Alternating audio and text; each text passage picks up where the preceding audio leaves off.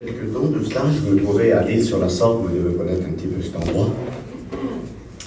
Et puis, il y a, juste au bord de la Sorgue, il y a un arbre immense, avec des branches immenses, et il y avait une corde attachée à cette branche. Et puis, alors on était plein de voyageurs, beaucoup, on était en mission là-bas, et puis il y avait plein de gardiens aussi. Alors les raclés montaient sur l'arbre, ils attrapaient cette corde, ils se jetaient dans l'eau. Et tout le monde le faisait, enfin, tous les gardiens le faisaient. Mais il n'y avait aucun des voyageurs qui voulait le faire, ils avaient tous peur. Et à l'époque, j'avais mon petit garçon, il avait à peu près 7-8 ans. Et puis il regarde sur moi, il dit, mon père, je peux y aller, moi. Je dis, mon fils, arrête-toi, dangereux, je ne voulais pas. Et l'eau, elle était froide, c'était assez profond, il y avait beaucoup de courant. Et puis à un moment donné, les garçons disaient sur moi, laisse ton fils aller, y aller. Et puis je ne voulais pas. Puis à un moment donné, il m'a regardé. Et puis, il avait ce désir de le faire. Et puis je lui ai fait un petit signe. Mais il a compris mon signe. Il y avait une petite échelle sur l'arbre. Il a grimpé sur l'échelle, il a attrapé la corde et il s'est jeté dans l'eau. Et puis les garçons qui étaient en bas, ils l'ont tout de suite rattrapé. Et puis je me suis dit quelque chose. Je me dis, Seigneur, mais pourquoi qu'il n'a pas eu peur? Je me posais la question. Et j'aimerais vous le dire ce matin. Vous savez pourquoi il n'a pas eu peur? Parce qu'il a été sur une parole de son Père. Et j'aimerais te dire ce matin, tu peux t'engager sur une parole de Dieu. N'aie aucune crainte dans ton cœur. Tu peux t'engager.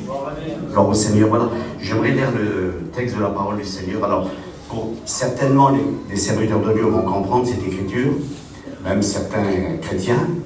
Mais pour les femmes, ça va être un peu plus difficile, mais avec l'aide du Seigneur, par le Saint-Esprit, j'aimerais vous faire comprendre ce texte de la parole du Seigneur. Voilà ce qui est écrit, pour ceux qui ont la Bible, dans Ézéchiel 28, et au verset 2. Voilà ce qu'il nous est dit. Ainsi parle le Seigneur l'Éternel. Ton cœur s'est levé, et tu as dit, je suis Dieu. Et au verset 16, par ta grandeur et ton commerce, tu as été rempli de violence et tu as péché. Je te précipite de la montagne de Dieu, je te fais disparaître, chérubin protecteur. Voilà, vous avez compris, je crois que la grâce du Seigneur va comprendre un petit peu la lecture de la parole du Seigneur. Voilà, vous savez à qui on s'adresse. Hein. Voilà. J'aimerais vous dire que ce matin, nous avons un ennemi redoutable. Un ennemi qui n'a aucun sentiment. Il n'a aucun amour. Il a juré notre perte. Et selon la parole du Seigneur, il se trouvait dans le ciel. Et ne demandez-moi pas l'explication comment le péché a été trouvé en lui. L'iniquité a été trouvée chez lui. Et puis voilà que la Bible nous dit, elle nous mentionne ceci. Il s'est trouvé devant Dieu. Et Dieu, lui, il a fait quelque chose. Alors, j'ai noté toute la prédication ici, et on va voir ensemble.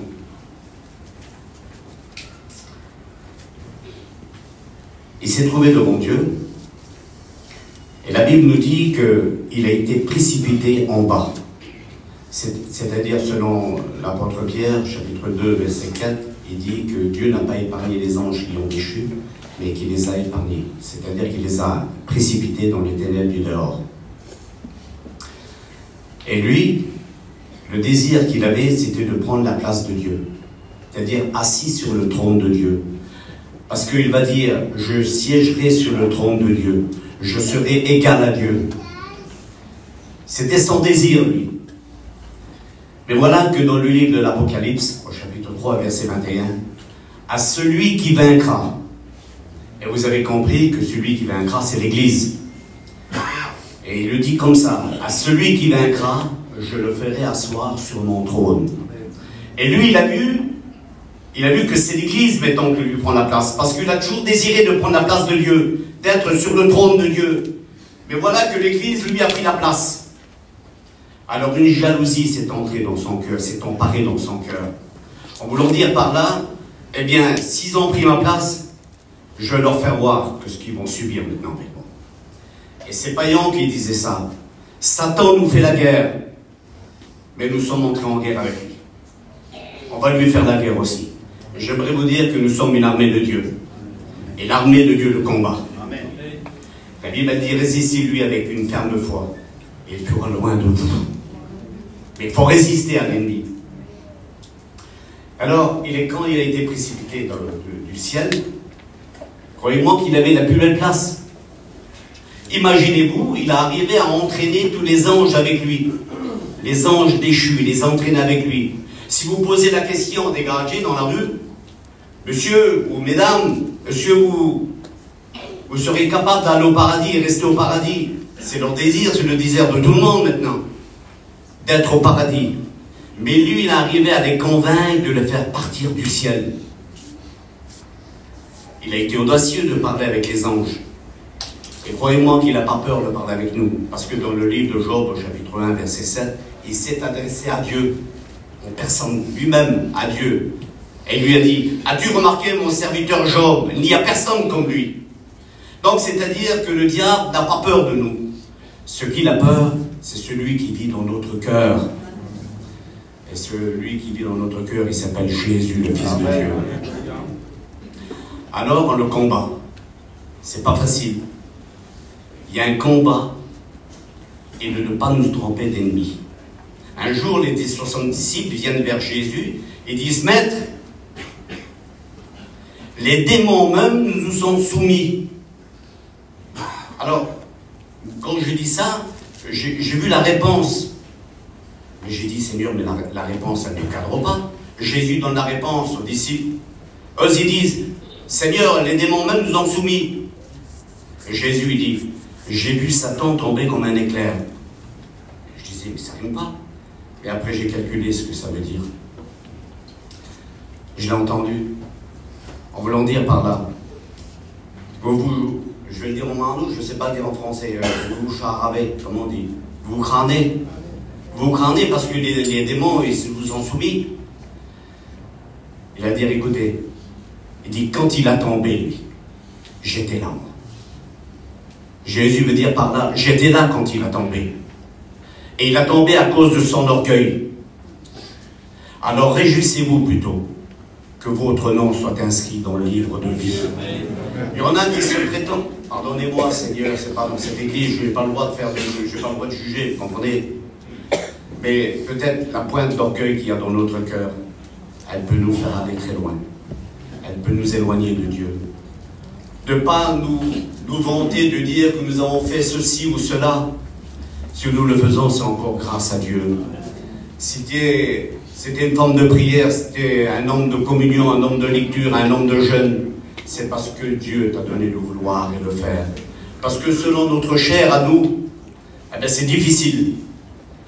Nous avons un combat très difficile, très dur, très rude. Et puis, cet ennemi qui est face à nous, il est fougueux, il est résistant, il tient, il résiste. Vous savez, c'est comme dans le livre de Amos, chapitre 5, au verset 19. Il dit, il serait comme un homme qui fuit devant un lion, qui rencontre un ours, et qui rentre dans sa demeure, et qu'un serpent le mord. Alors, c'est un peu difficile à comprendre ça. Alors, j'ai fait un petit commentaire, je me suis imaginé un petit peu. J'ai dit, eh ben, un lion, il a un territoire respecté, comme un chrétien. Un chrétien doit aller dans les endroits où c'est spirituel. Il ne doit pas aller sur une terre étrangère. Un lion, lui, il respecte son territoire. Tous ceux qui viennent sur son territoire, il est dévoré. Eh bien, parfois, il y a certains chrétiens, je ne pense pas qu'il y en a comme ça ici, mais moi, je suis responsable d'une petite église autour de Paris. Eh bien, moi, j'ai des chrétiens de foi qui débordent un petit peu la ligne. Ils franchissent la ligne. Ils vont dans des endroits où ils ne devraient pas y aller. Alors après, ils se posent la question, pourquoi que ça ne va plus dans leur foyer, pourquoi ça ne va plus dans leur maison? C'est parce qu'ils ont franchi un endroit où ils ne devaient pas y aller. Donc le lion, lui, il respecte son endroit, il respecte son territoire. Et tous ceux qui viennent sur son territoire, il va les dévorer. Et l'ours, lui, il est très patient. Il se met dans une taverne ou dans une grotte, une caverne plutôt. Et puis il attend ses proies. Mais il est très patient.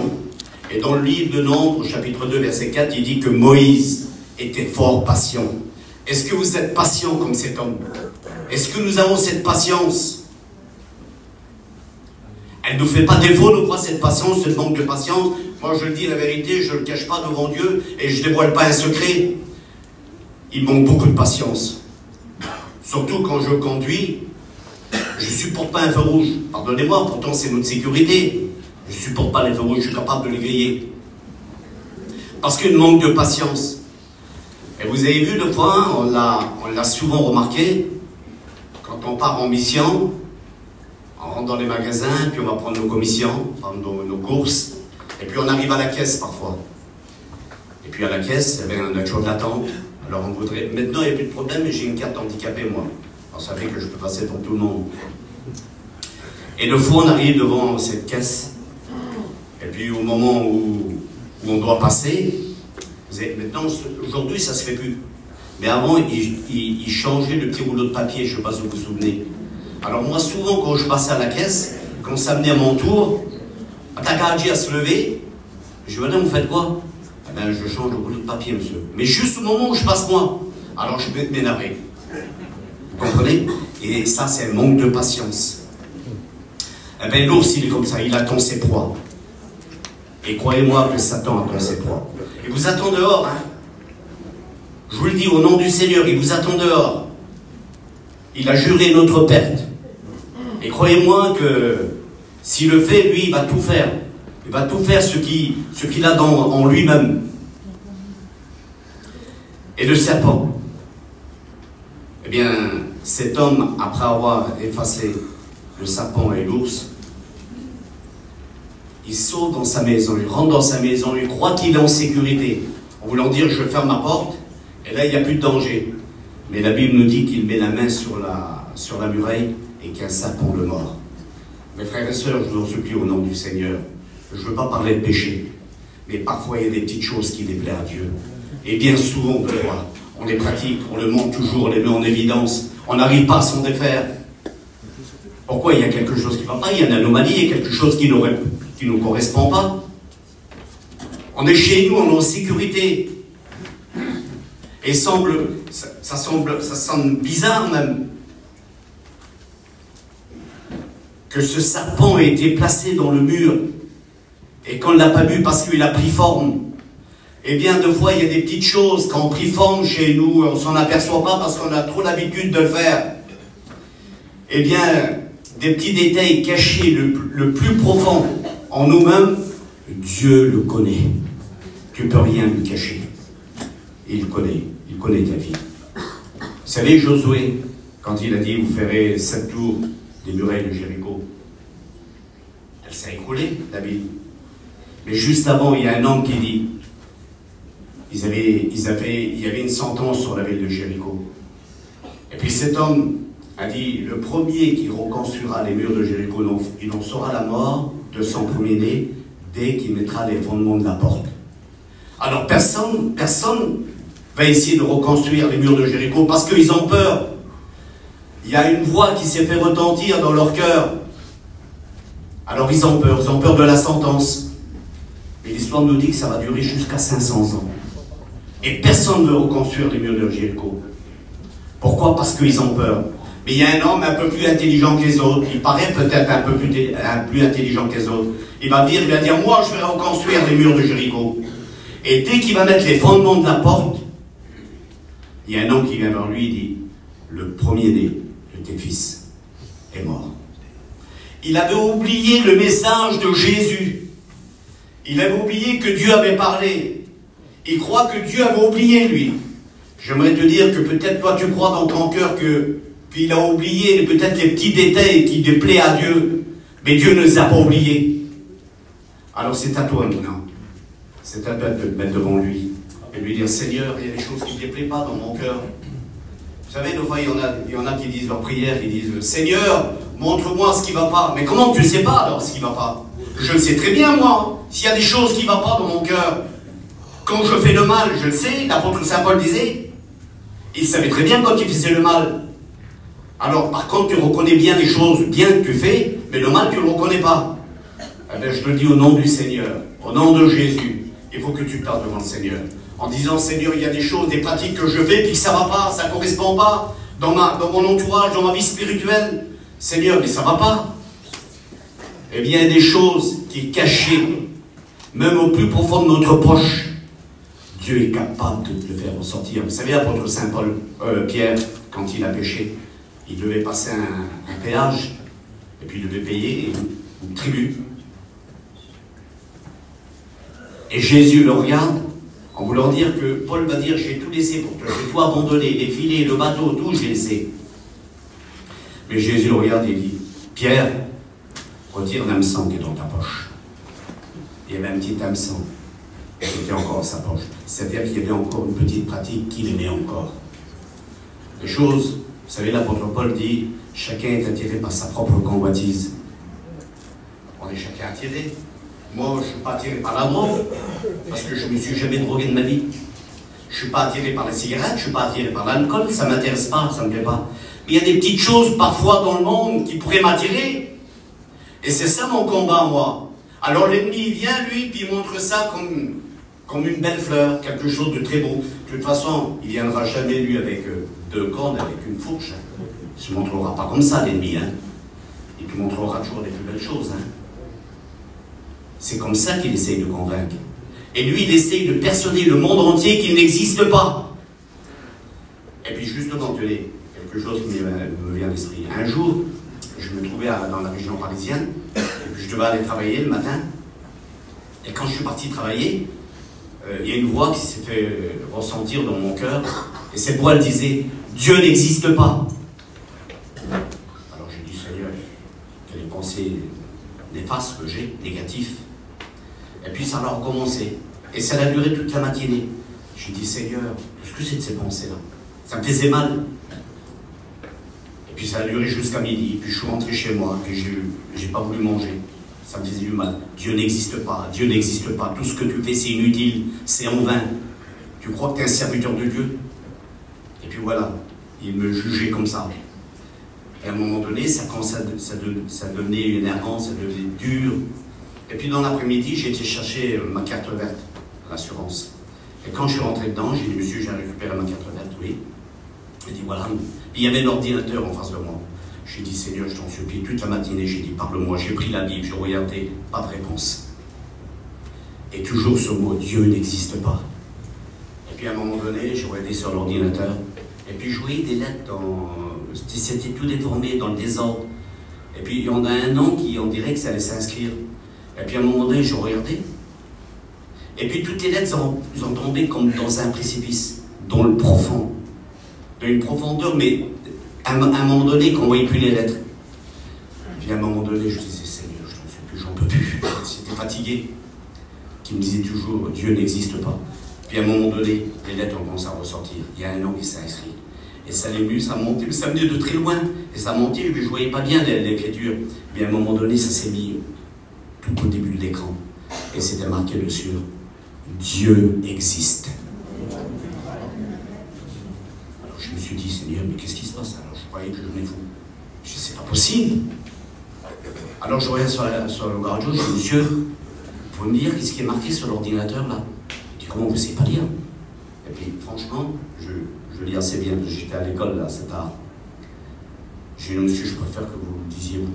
Parce que moi je pensais à la force tellement que je m'imaginais ça dans la tête, que Dieu n'existe pas, j'ai pensé de voir ça, Dieu existe. Mais monsieur, c'est marqué Dieu existe. J'ai sorti du bureau d'assurance, j'ai commencé à pleurer, à demander pardon à Dieu. Et peut-être parmi nous, il y en a comme ça. Il y en a qui ne croient plus à l'existence de Dieu parce qu'il n'y a plus de résultats chez eux. Mon mari me parle comme ça, ma femme, elle se comporte comme ceci, comme cela. Il y a quelque chose qui ne va pas. Alors l'existence de Dieu n'existe plus. Et je crois qu'un peu tout le monde a pensé au moins une fois dans leur vie à l'existence de Dieu. Mais en ce moment, c'est toi qui vis cette situation-là. Tu vis à l'existence de Dieu, tu dis, Seigneur, mais il n'existe pas. Je vais à la réunion, je ne suis plus béni. Mais souviens-toi aussi, quand tu venais à la réunion, que tu priais, Seigneur, Le Seigneur te remplissait. Dieu n'a pas changé, il est toujours le même. La Bible nous dit qu'il est le même hier, aujourd'hui, éternellement. Il n'a pas changé. Et toi, tu parles de l'existence de Dieu maintenant. Tu dis que Dieu n'existe plus. Eh bien, j'aimerais te dire, par la Bible, par la parole du Seigneur, et au nom du serviteur des serviteurs de Dieu, Dieu existe. Tu n'as qu'à lui demander quelque chose. Tu vois si tu ne réponds pas. Tout pouvoir lui a été donné, dans le ciel et sur la terre.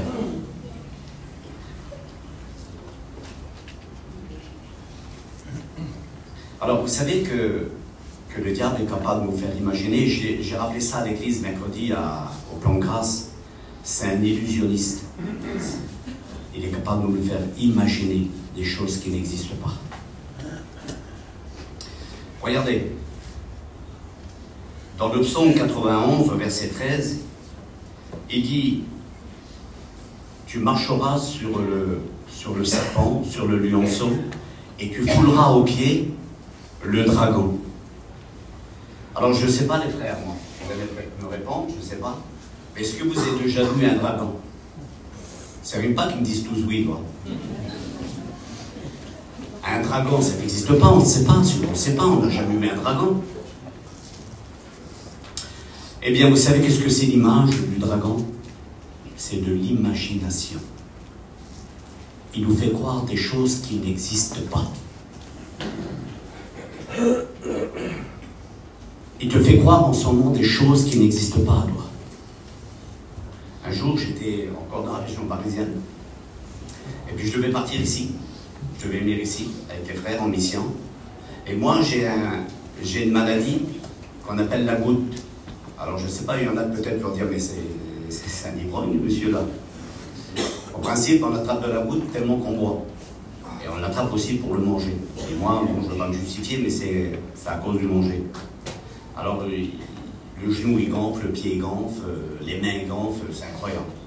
Et alors, des douleurs insupportables. Puis, à un moment donné, je devais partir le lendemain matin. Je devais coucher le matin de Paris et venir ici. Et puis, dans la nuit, je ne sais pas ce qui s'est passé. Le genou s'est gonflé. Il a commencé à gonfler. Et puis, je sais, moi, j'ai l'habitude, j'ai la goutte, je sais très souvent que je l'ai. Et j'ai vu mon genou, il avait doublé de volume. J'ai dit, Seigneur, c'est pas possible. Mais moi, quand je savais que c'était la goutte, alors je ne m'inquiétais pas. Alors ça fait que le matin, je n'ai pas pu partir et j'ai resté couché. Et ma femme m'a dit, on ne pourra pas partir. Je lui ai dit, c'est pas grave, on partira dans 2-3 jours. Dès que ça va passer, je vais prendre des cachets, puis ça va passer. Ouais, mais il est venu, lui. Il est venu le diable. Il est venu me parler. Il m'a dit, je vais te dire quelque chose. Mais comme ça, hein. Il m'a dit, dis-le à personne. Mais je te le dis à toi, moi. Dis dans ton genou. Excusez-moi le mot que je vais dire, hein, mais t'as un cancer. Et moi, dans ma faiblesse, eh bien, j'ai accepté le mot. Alors, vous m'auriez vu la journée là. La journée la plus effroyable de ma vie. Il arrivait à me faire oublier que j'étais malade de la goutte.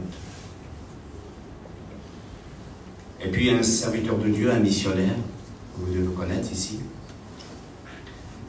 il me téléphone, mais c'est un cousin à moi, mais on ne se téléphone pas souvent. Il me téléphone, il me dit, Ochi, voilà, j'ai quelque chose à te dire. Il dit, depuis ce matin, je suis en train de prier pour toi. Il dit, alors écoute, ça va être un petit peu dur le mot que je vais te dire, mais le diable te fait croire que tu as la vilaine maladie dans ton genou. Eh bien, j'aimerais te dire que c'est faux, que c'est pas vrai, et que c'est lui qui dit ça. Parce que la Bible nous dit qu'il est le père du mensonge. C'est un menteur. Et toi, en ce moment, tu vis cette situation-là. Tu crois que tu es malade. Et il te fait croire que tu es malade. Tu ne peux pas aller passer des examens parce que tu crois que tu es malade. Eh bien, j'aimerais te dire, au nom du Seigneur, c'est de l'imagination. C'est de l'illusion. Il te fait croire ces choses-là. Parce que c'est un menteur. Et bien souvent, on croit plus souvent le mensonge que la vérité. Quand on dit la vérité, on dit toujours « je crois maintenant ». Alors quand on dit un mensonge, on le croit tout de suite. Eh bien j'aimerais te dire, ne crois pas au mensonge du diable, mais crois à la vérité de Jésus. de l'imagination.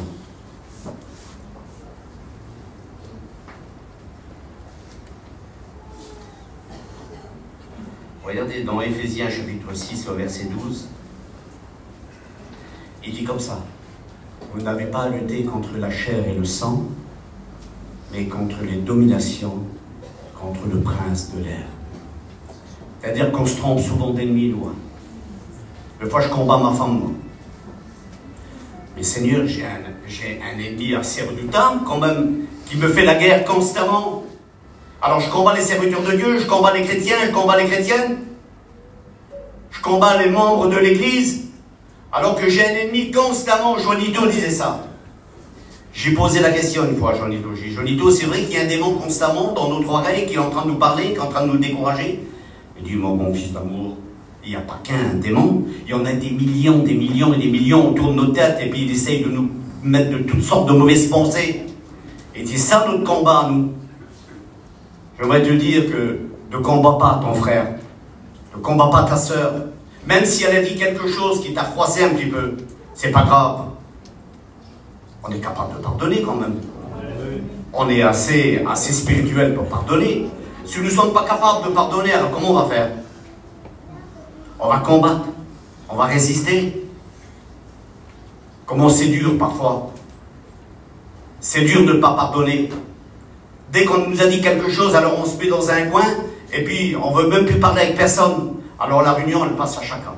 À chaque fois, elle passe en haut de nos têtes. Et puis on ne donne plus de l'importance à la parole de Dieu. Pourquoi? Parce qu'on n'est plus patient. On va à la réunion, et puis on en a marre. Vous savez, dans les Actes des Apôtres, chapitre 20, verset 7, l'apôtre Saint Paul va faire une réunion. La plus belle des réunions, peut-être.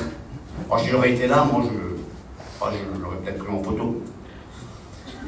Et puis, il va prêcher l'évangile. La Bible nous dit que son discours va durer jusqu'à minuit. À un tel point que ça va durer jusqu'à l'aube. Il a dû prêcher au moins 5-6 heures. C'est pas marqué dans la Bible, mais enfin, jusqu'à l'aube. Mais pourquoi alors que ces hommes, les femmes qui étaient là, ils écoutaient la parole de Dieu et qu'ils n'en avaient pas marre? Vous avez vu, le fois, nous, que le message dure un petit peu 5 minutes de trop, c'est-à-dire qu'on s'est bougé, on regarde les autres, il n'arrête plus de prêcher, le frère. On veut vite rentrer chez nous. Vous savez pourquoi? Parce que l'importance qui est donnée à la parole de Dieu, c'est ça qui leur donnait la patience. Parce que donner trop d'importance à la parole de Dieu, si tu donnes de l'importance à la parole de Dieu, tu verras, 1 heure, ça passe vite. Tu vas dire: non, mais j'aurais voulu que ça dure encore plus longtemps. Parce qu'ils ont donné de l'importance à la parole de Dieu. J'aimerais vous dire: donnez de l'importance à la parole de Dieu. Ne lisez pas la parole de Dieu comme un roman, comme un livre, comme un journal. C'est beaucoup plus important que ça. C'est les Écritures qui viennent du ciel. C'est l'Écriture de Dieu. J'aimerais vous dire que dans cette Écriture, c'est cette Bible qui nous a sauvés. C'est à cause que nous avons goûté le message de la parole de Dieu. Nous sommes acceptés le Seigneur. Et nous sommes en communion avec lui aujourd'hui. Pourquoi? Parce que nous avons accepté Jésus. Un jour, c'est l'apôtre Pierre qui était face à Jésus. Et Jésus va dire sur Pierre: Simon, Simon, 2 fois il dit son nom. Mais Jésus, ça suffisait une seule fois pour qu'il dise son nom. Mais il le dit 2 fois. On vous leur dit: écoute bien ce que je vais te dire là. Parce que bien souvent, des fois, il faut répéter 10 fois ou 20 fois le même message pour que les gens comprennent au moins une fois ou un mot. Ouvre ton cœur à la parole de Dieu. Et quand le cœur est ouvert, alors à ce moment-là, il vient pénétrer notre cœur. Et croyez-moi que tout va changer. Et quand il lui dit ça, il dit: voilà, Satan, il t'a réclamé pour te dribbler comme le froment. Mais moi, il dit Jésus, elle est pas belle la parole là, Seigneur. Mais moi, j'ai prié pour toi, afin que ta foi ne défaille point. C'est-à-dire, combien de fois le diable aurait voulu nous faire du mal, mais heureusement Jésus était là pour nous garder. Toi, tu ne l'as pas vu, tu t'en as pas aperçu. Il est comme un serpent. Un serpent, c'est limpide, on ne le voit pas, il est transparent, il peut se trouver juste à côté de nous, puis on ne le voit pas. Combien de fois Dieu t'a gardé? Combien de fois Dieu a gardé tes enfants? Combien de fois Dieu a gardé ta femme, ton mari, ta famille, et tu t'en as pas aperçu? Pourquoi? Parce que tu as trouvé fidèle. Parce que c'est un Dieu fidèle. Vous savez, la Bible a dit que Dieu n'est pas injuste pour oublier les choses que nous avons fait pour lui. Peut-être que tu as travaillé pour le Seigneur. Tu as travaillé pour lui. Et tu crois qu'il t'a oublié. Mais Dieu n'est pas injuste pour oublier l'œuvre que vous avez fait pour lui. Alors, faites attention. Satan est comme un serpent d'impie, transparent. Il est capable de nous faire du mal. Il est créé le mal. Dans l'évangile de Jean, chapitre 6, verset 47, il dit qu'il est l'instigateur de toute forme de mal. Tout ce qui est mal, c'est lui. Il n'est pas l'auteur du bien, lui. Mais alors Jésus, quelle différence? Il est l'auteur du bien, lui. Il veut notre bien. Alors, tu as évité combien de pièges de l'ennemi? Mais ce n'est pas à cause de toi, parce que tu as vu fidèle. Et j'aimerais vous dire quelque chose. Même le chrétien le plus faible, le plus fragile, il est capable de le garder aussi. Parce que c'est sa promesse. C'est un Dieu puissant comme ça.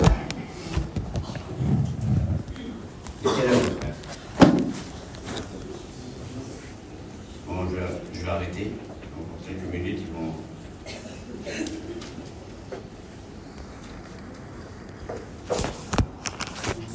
Regardez ce qu'il est capable de faire aussi, l'ennemi.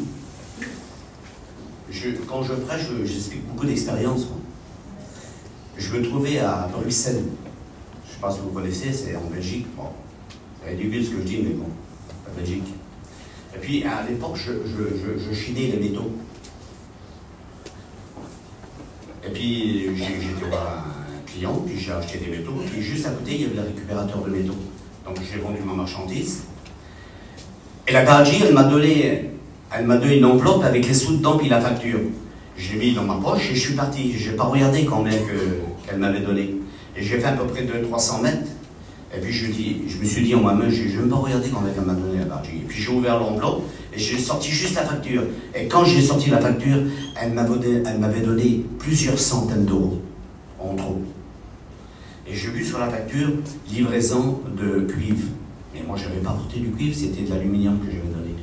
J'avais porté que de l'aluminium, mais elle m'avait compté les deux. Et quand je retourne, c'était fermé. Et j'étais devant le récupérateur de métaux. Et puis d'un seul coup, une voix parlait dans mon cœur. Elle m'a dit, Coachy, t'es tout seul à Bruxelles. Personne t'a vu. Toi, tu n'as pas de chaud grave. Attends. Regarde combien de centaines d'euros qu'il y a. Tu peux t'en aller. Seigneur, j'étais persuadé à m'en aller. Je m'aurais écouté, je m'en allais. Puis je me dis, mais c'est vrai, il dit la vérité. Seigneur, c'est vrai.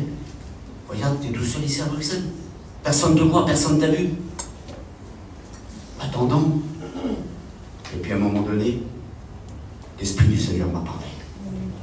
Vous le croyez que l'Esprit de Dieu parle? Elle m'a parlé. Et puis voilà ce qu'elle m'a dit. Elle m'a dit, écoute, quand tu iras dans une réunion, tu vas prêcher la vérité, toi.